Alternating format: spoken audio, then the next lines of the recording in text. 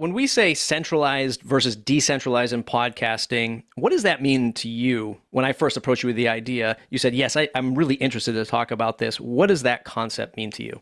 Mostly it means a tension that I see all the time. And it manifests across creative, across ad sales, across distribution, across awards. The tension is there because I think that there are two basic factions right now in podcasting.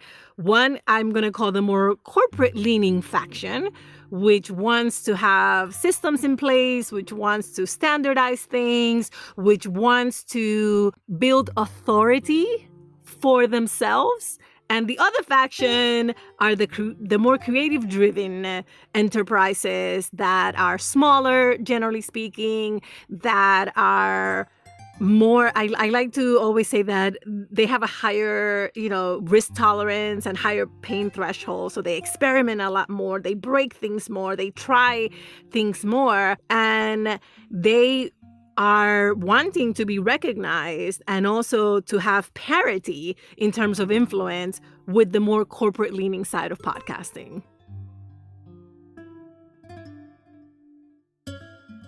So that was Juleyka Lantigua from LWC Studios, which, by the way, is an award-winning digital media studio with a flagship show called 70 Million. It's the first open-source journalism podcast chronicling how locals are tackling jail reform around the country.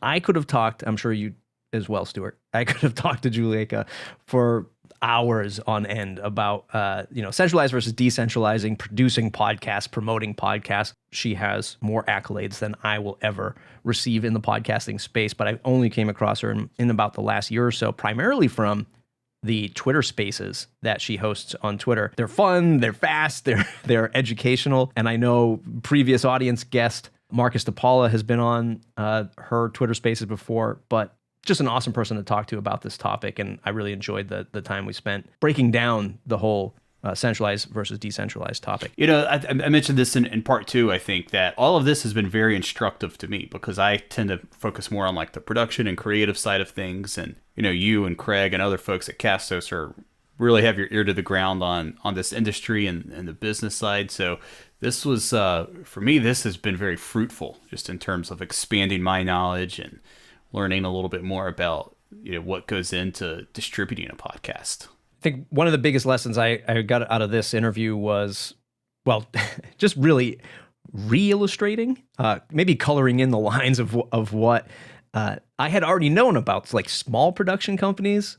Like sometimes when we say small podcaster, small creator, in my mind, I'm thinking me. I'm thinking maybe you, right, to a degree with your personal podcast. One person.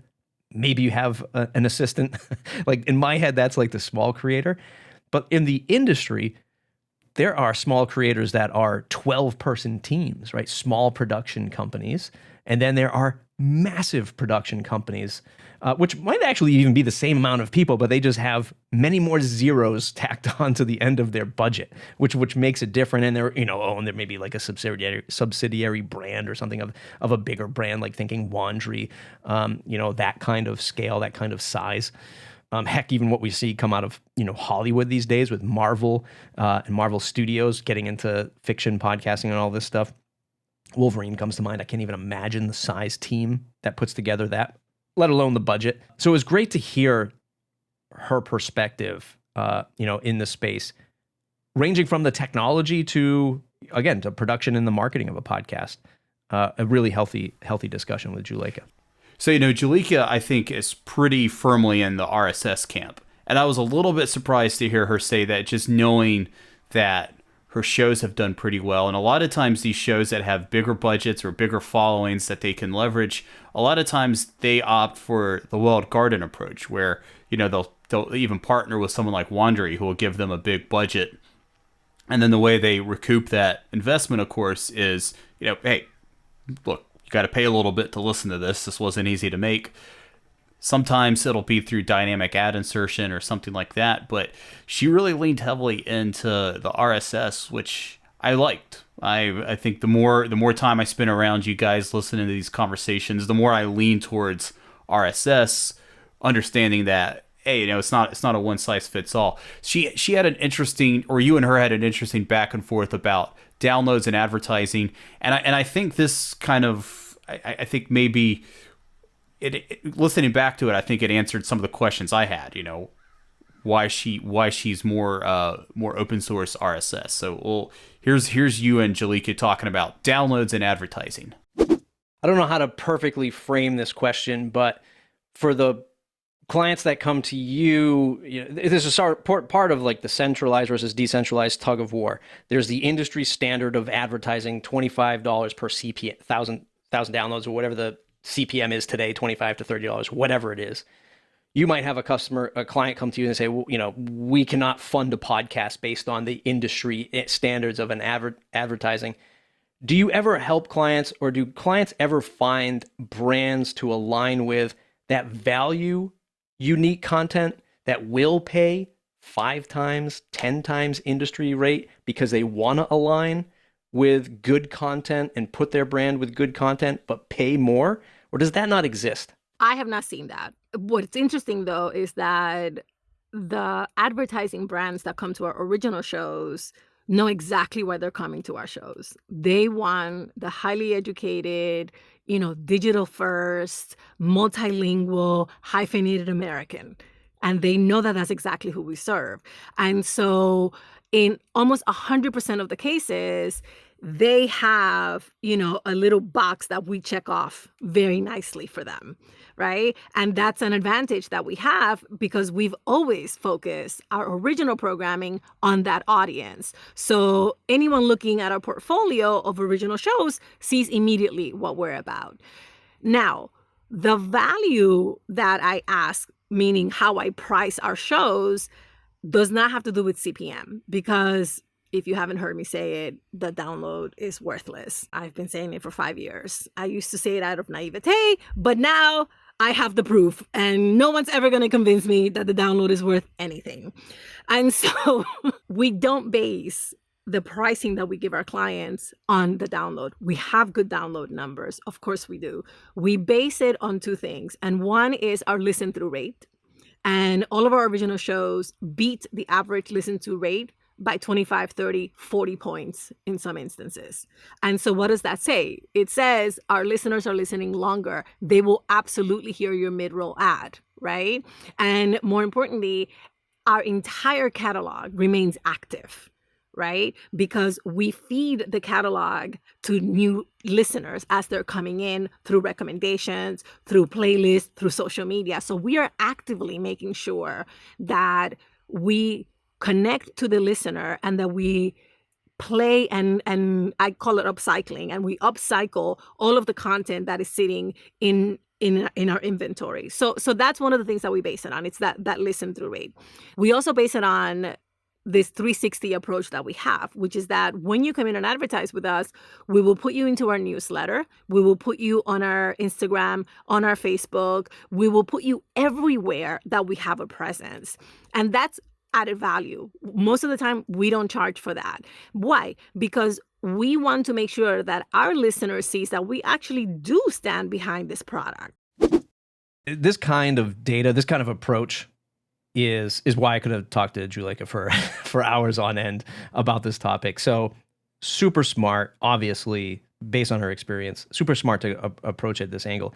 One, a little bit of air got sucked out of the room when I heard that that not a lot of brands, at least from her experience, really value wanting to align with great content. Because I think for a small creator, and I think like someone like myself with what I do with WordPress shows, maybe somebody who's got a local podcast, I think that there is, well, I know there is because I exercise it in this fashion, that there are brands out there that will pay a little bit more to align with you, the podcaster, your brand and your content, and pay more and not the 25 per 1,000. So I think it exists, but maybe not in her world because she's producing some big stuff.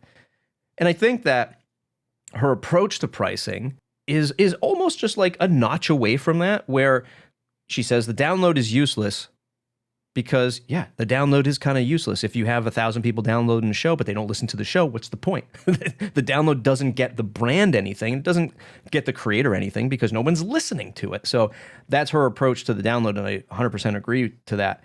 but then framing it within the listen rate and the demographics and having an active catalog. As a salesperson myself, I look at that as you can go to a brand and say, look, we're not just creating content that just goes away. Like, these stories don't just disappear. Our content is so good that once you go through, even if you start at season 4, the most latest and greatest, you're so fired up about it that, yeah, you go back and you consume seasons 3 through 1 in reverse order. And that's an amazing, selling point for her. But also, I get excited about that as a creator to be like, yeah, like, create shows that have that what's known in the SEO world as this evergreen effect, right? Where it's just people want to continue to consume it no matter what. And I just experienced this myself going through the 1865 podcast, started the first episode, the most recent episode. And I said, whoa, I don't want to start here. This is so good. I'm going to go all the way back to the first episode, which was 3-4 years ago, and just started consuming the whole thing. So just great, valid points as, again, she has a back catalog of success, and it's just a smart way to approach it and not just go after the download and try to sell it at the industry average. Here's some more comments she had during that same line of questioning. And in 100% of the time, it's Alicia or me on Latina to Latina, or it's me on the other shows. So quite literally, the two people who lead this enterprise are the people who are voicing every single ad, so that the listener understands, okay, wait, I'm paying attention because this is Alicia telling me, or this is Juleyka telling me. This is not some random announcer telling me. And so that also helps. I think the other thing is we work with like 3 or 4 advertising agencies, and we're super clear with them right at the beginning about the types of advertising and the categories that we will not accept. And so what happens when you give someone a list of 15 categories that you will not accept, it raises the bar. So the sense I got from Juleyka is, she really took a lot of the algorithms out of it. And to use a phrase Adam Curry used in part 2, HI, the human intelligence. She's able to take the algorithms out of it and really use that human intelligence to determine the value that she can charge advertisers, and again, kind of give it that personal touch. And it seems like she's created a system that everyone, I think, gleans some type of value from. You and I talk about branding all the time, around podcasts and monetization, stuff like that. This approach is part of that, whether you realize it or not. When you have standards, right? When somebody has standards, it's a new, refreshing thing, right? For advertisers to come into, because when we talk DAI, dynamic ad insertion, it's always the easiest route, right? It's the easiest route to monetization with air quotes, but also there's no controlled experience and whatever. You have an exercise show and Doritos is advertising on your show. You have no choice to a degree. What Juleyka is doing here is reinforcing quality content, great creators, and also aligning new advertisers with existing advertisers and saying, hey, look, there's a bar here. You have to at least reach this in order to advertise on the show. And oh, by the way, we have the excellent listen through rates. We have these advertisers who advertise and their sort of nameplates in the industry or whatever. And it's a better experience. More handcrafted experience than you'll get by just going into an advertising marketplace and clicking a button and say, give me money on these 1,000 downloads each. And she's going to get higher paying advertisers, sponsors, and everyone's going to be happier. The listener will be happier to hear better ads, host read by her and her team, as she mentioned. It's just a smart play. And I think should be adopted more in the industry. Yeah. So anyway, we're going to kind of start wrapping things up with Juleyka because we had a really good conversation, whether it was really long. For the sake of time, we can't just listen to the whole conversation as valuable as that might be. But, again, like I think we've tried, to be pretty clear about the fact that this isn't some binary camp that you fall into, that it's either centralized or decentralized, that it's either a walled garden or RSS, that one can't exist. It's not Harry Potter and Voldemort here. It's not one has to kill the other in order to survive. You can have a little bit of both, and you mentioned we need both. We need Spotify coming up with these great features so it pushes RSS and podcasting 2.0 to be better. So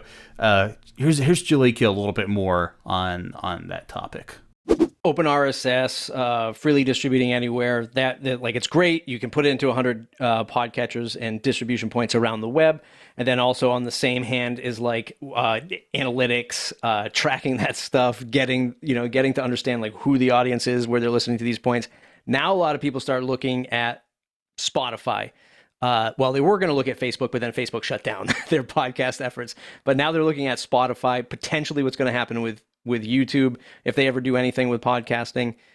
Discoverability, a lot of people are saying, yeah, let's just give it to Spotify. They have a platform. They have a way to monetize. They have ads. Why not use that as a platform? Viable in your world? Or, are you trying to stay away from, just putting all of the eggs in the Spotify basket?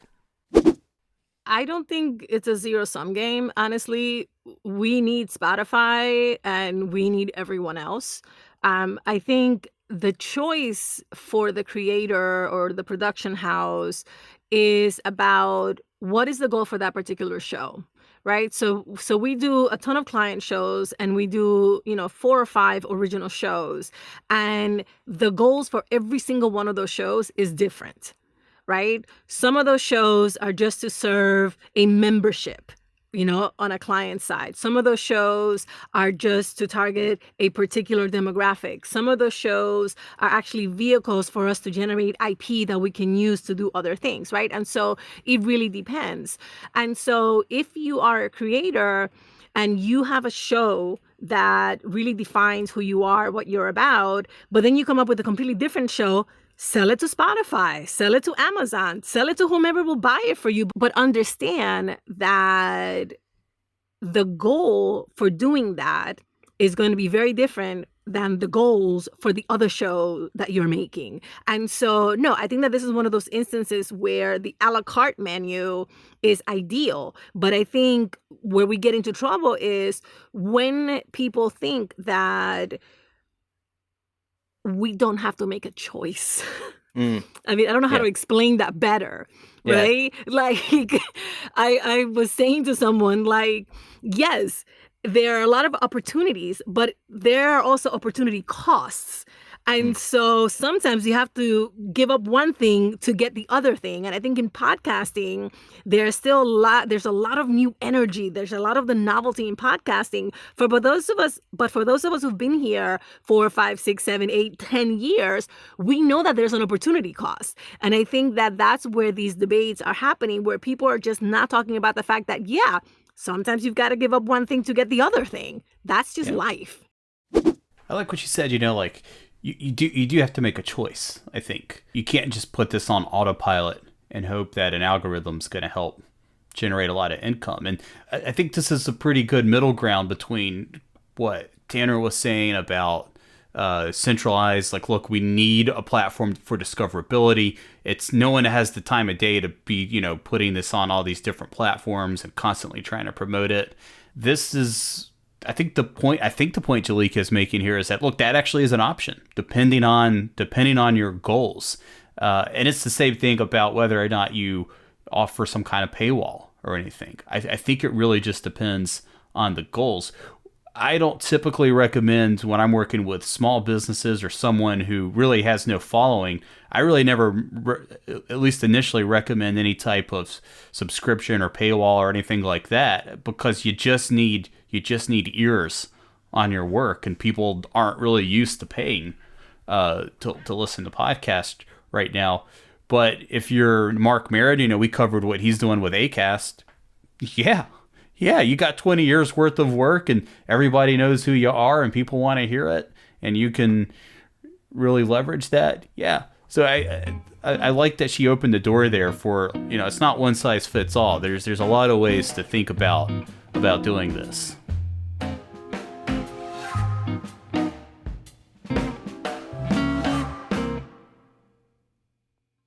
We don't need an algorithm. I think what we're trying to do is create tribes around shows. We don't foresee somebody like me back in the 1980s would turn my radio on in the morning and then leave it on the same radio station till 7 o'clock at night. What we decided was that the way that we wanted to do it was to create during the day vertical tribes. So one person may never listen to us for the rest of the week, but may listen to our wine show or our book show. So we're looking to build our tribe around a very specific subject, around a very local area.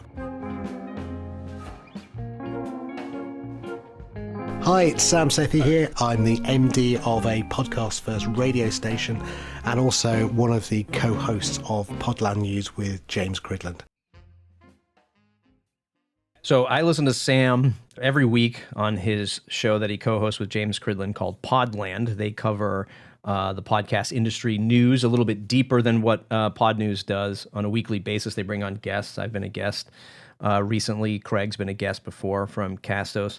So he's the co-host of Podland, and then his day job, I think he has many jobs, but his primary day job is managing director of River Radio Live, which in my opinion is really, it's a podcast first radio station. I think those are the words that he uses exactly, where it's a local, air quotes, local radio station in the UK.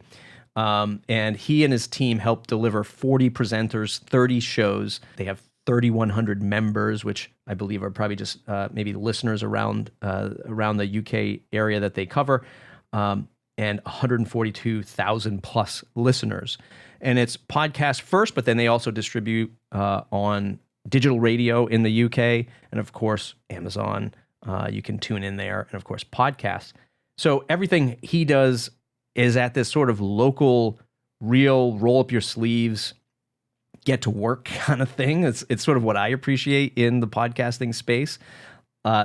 Small, addressable audience, but one that can be aligned with value, because there's not a lot of people doing what he's doing in that local region of the UK. So you can kind of sort of win that market. It's not a massive market, but it's one that he can certainly own and create amazing shows around and content, primarily news. But he can own it and own that space and deliver it digitally and through podcasts. So just a great conversation talking about that stuff. And oh, by the way, he also does something which you might appreciate, Stuart. I think he and his partners have a brewery on a floating boat called the Crafty Tug. So he also does that. So really interested to hear the clips that he has today. Yep. So yeah, here he is just kind of in general. He's obviously, like as you can imagine, pretty involved, I think, in the tech side of podcasts, and as well as like the creative side here. I want to have a conversation around a particular episode. Where do I go? I can't do that in Apple, and I can't do that in Spotify, and I can't do that in most apps. So I'm left in limbo about, hey, this is my tribe, this is my community. That's a really good thing that Stuart just said about 10 minutes into that episode. I really want to talk about it with other people now. And I don't get that. And I think that interactivity, I think, is going to, for me, be one of the biggest things that will increase podcast adoption, because you can then start to create, little links. At 10 minutes, you send a little audio soundbite out to Twitter or to Facebook, and then Twitter becomes the comment stream. And again, as you said, with the funding tag, it's just a URL out to the funding wallet, right? Well, the same thing with comments. It's just the URL out to the Twitter stream comment, right? That you've determined is going to be the comment stream for that episode. So I think there's lots of things. I think discovery, interactivity, and monetization are the three things I hope we'll see a lot more of in 2022. So Sam is definitely more interested in the tech side of podcasting 2.0. He and I could probably geek out for hours about some of the tags in podcasting 2.0 RSS enhancements. And he really sees the value in it, because he's a sort of a tech builder. He's always like working on things, and he likes the idea of being able to innovate RSS, get payments, even though it's sort of a head scratcher for him sometimes, like Bitcoin, Satoshis, Albi, value for value tags, all this stuff connecting up Lightning nodes. But I watch his adoption on Twitter. I obviously listen to Podland, so I see him experiencing it, struggling with it, but also enjoying it. And it's just a really great conversation to have that. And I think he sees the future as far off as it might be for payments and mass adoption. I think he sees the value in it from the local side, because that's where he can really win and maybe leverage in the future what he's doing with River Radio to provide another stream of revenue, but just more enhanced things like transcripts, live item tags. These are all sort of like the techie things we got into. But I think as somebody who's trying to stand out in a very crowded space, he wants to leverage these things as early as possible. He wants to be an early adopter because he's just going to be ahead of the pack as the pack finally reaches up to podcasting 2.0 in a year, 2 years, 5 years. He'll be ahead of the curve, and I think that's what I appreciate about his approach to all this stuff. Yeah, so here's him talking about, RSS is able to do more. Like if you look at like a YouTube comment section, right? So like say you're watching like footage of like a live concert or something like that, right? A lot's going on because you're watching, you're listening and all that. And, a lot of times people will go and they'll tag like timestamps. They'll see like, wow, look at like what that guy did at like 17:10. And then you can go and click and watch that. And you're like, oh shit, I didn't see that before. And then I'll add another comment here, what you're seeing in a lot of like, say like cable news, for instance, where they do minute by minute ratings, right? So now, unfortunately, in this case, news networks can say, "Oh yeah, we actually get the most traffic when we talk about this topic, so we can pull in more advertisers. So let's get as much of that in as possible." So I almost wonder if, as like a podcaster, how helpful that would be if you've got this value for value funding where people can click on like a tag and it takes you to your wallet, and then on the back end of that, as a podcaster or a creator, you can go and look, all right, well, people really, I get a lot of value when I talk about this topic. So I guess like to your point, is there anything like that you know of that is palpable for the average podcaster? Now, you guys are both pretty technically inclined. I don't know if like the average independent podcaster is going to have the inclination or the time to set something like this up that can sustain itself. So two parts to that, Stuart. One, we've seen this before in SoundCloud, where you get the wisdom of the crowd around comment fields in SoundCloud. So you'll see a bunching or a histogram type graphic around the bit where most people have made comments or feedback. So that's one thing I think we can do within podcasting, because look, an hour's podcast is really hard to work out where the golden nugget is within it, right? As much as we all love our own voices, sadly, we don't always come out with a lot of great stuff. We might come out with 2 or 3 good bits in our podcast, but what the listener wants to do is find those, and look, it's like finding the needle in the haystack. So if interactivity from the users who listen to the whole podcast and then can feed back gives a signal to the next listener, that's brilliant, right? So I think we've seen this before.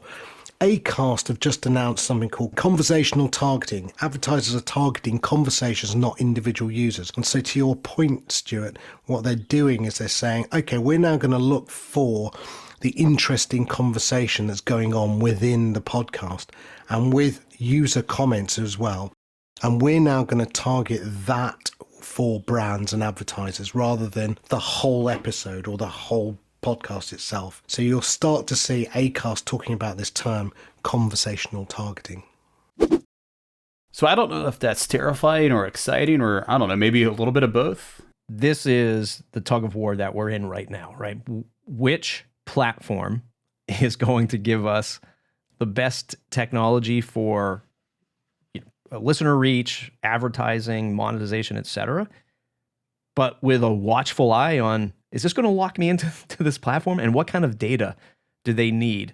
Now, the Tanners of the world, they don't mind it. Heck, a lot of people who complain about privacy are still scrolling through Facebook every single day. So there's also that.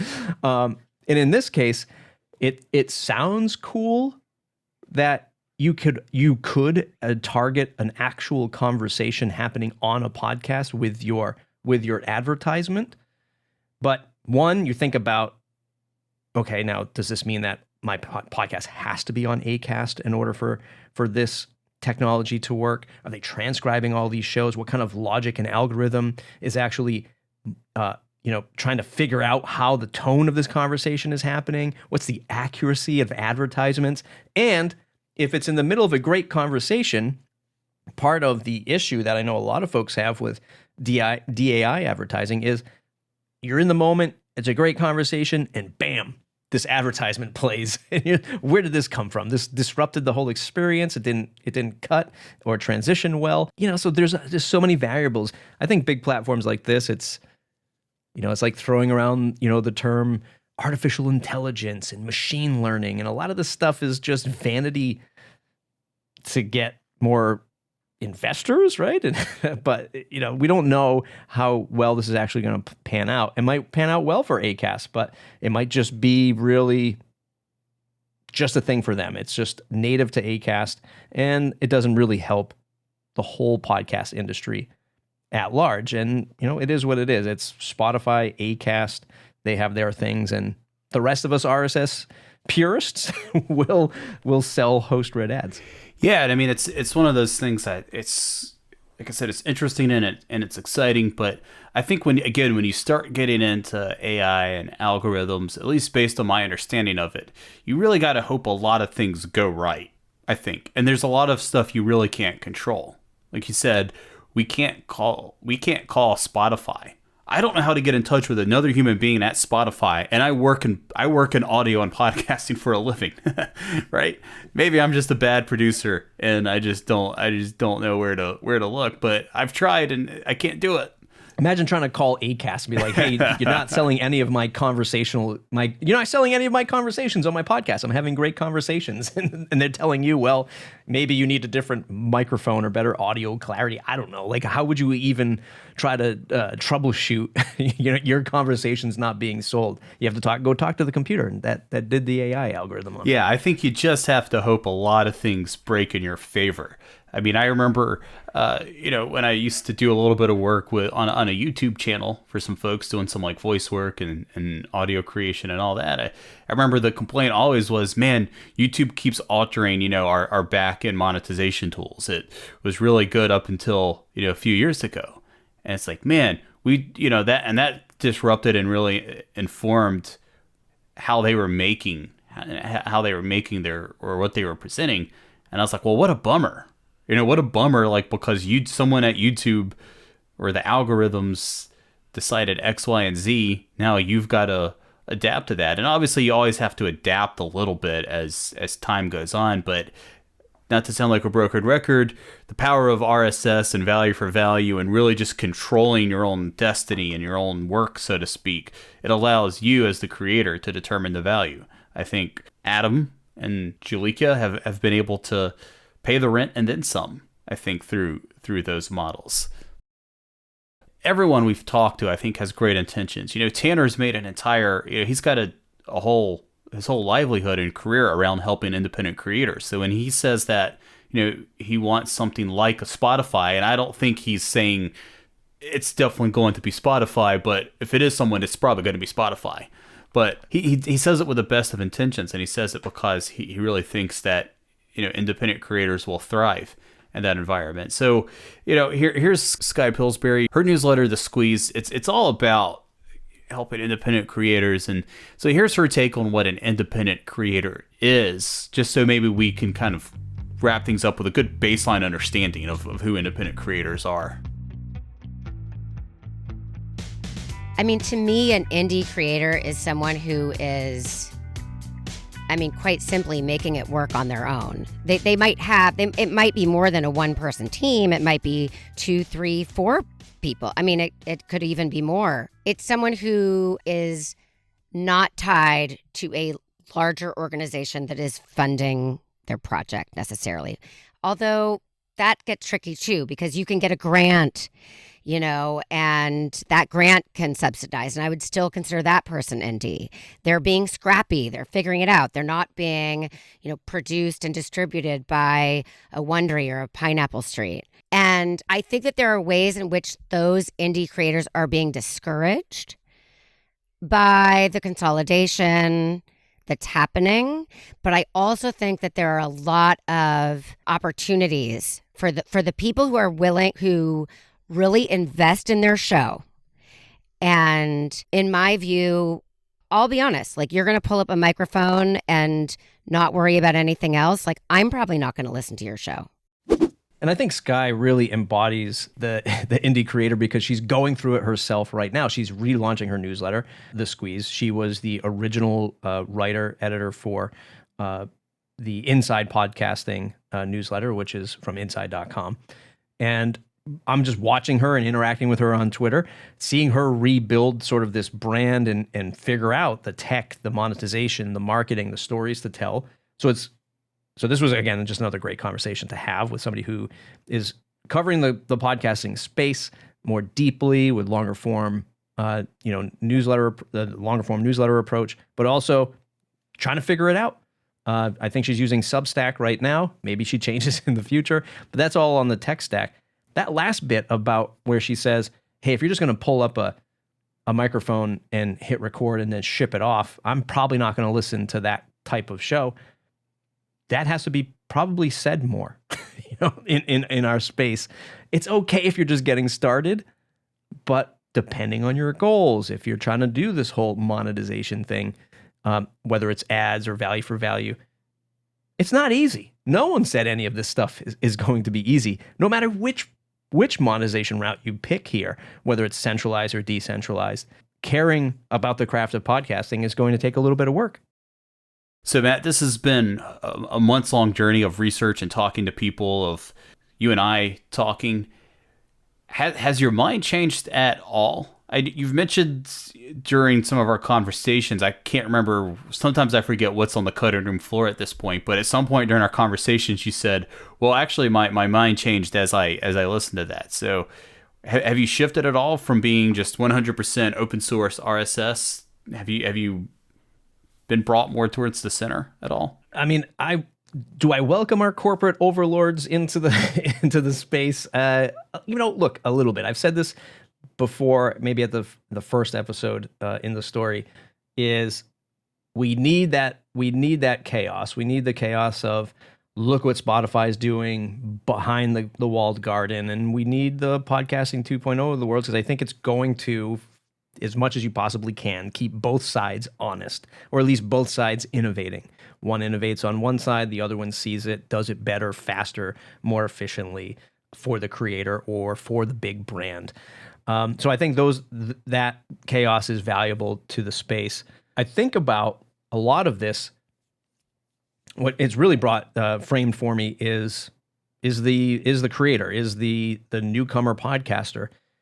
And the weight of this whole industry. Which way are we going to go? I don't think there's a clear path when the dust settles here. I think maybe what we've done is just highlighted that, hopefully thinking about where you land with your podcast, like where you literally host it, and where your goals might be, are very important to evaluate. And I'm not even saying here at Castos, but I'm just saying largely, look, if you're looking for the easiest path with the easiest way to, monetize a show with clicking a button, maybe it is Anchor, right?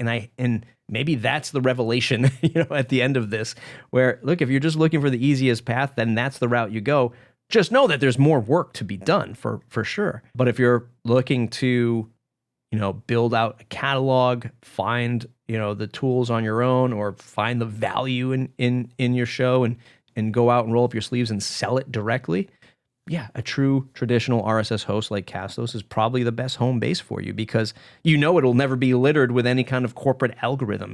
And I'm not trying to go that extreme, but what I think we've done is we've painted a picture of the industry in the year 2022, and maybe when we revisit in the year 2024, things will be a lot different. That's why I prefer evergreen. Yeah, you're right. It shows. I don't want to look back and be like, man, we really missed the mark. But that's and I don't think anyone will hold us accountable. Good. I think that the conversations that we've had with this cast of podcast characters was really good, really well rounded, and I hope everyone enjoyed the different perspectives and the different approach. And again, that's the other thing, is there's many ways to do this, and I don't think anyone can or should maybe just choose one path. You have to experience them all, and that's the flexibility that podcasting, not only podcasting but audio, benefits a creator. 100%. Hey there, listener, it's Matt. Before you go, I want to offer you, the aspiring podcaster, 2 special items. Number 1, if you haven't started a podcast yet, or you want to find a better podcast hosting company, start here at Castos. Use our coupon code, AUDIENCE20, that's AUDIENCE20, when you sign up for a new account at castos.com. Start a podcast like the one you just heard, or about gluten-free muffins, whatever it is, will help you get your podcast out into the world. Number 2, did you know that our academy is free? Enroll today for free at academy.castos.com. Get access to our courses, videos, and templates, all for free. Thanks for listening to the Audience Podcast today. We hope we're helping you become a better podcaster. All that's left for you to do is share this episode on social media. Bye for now.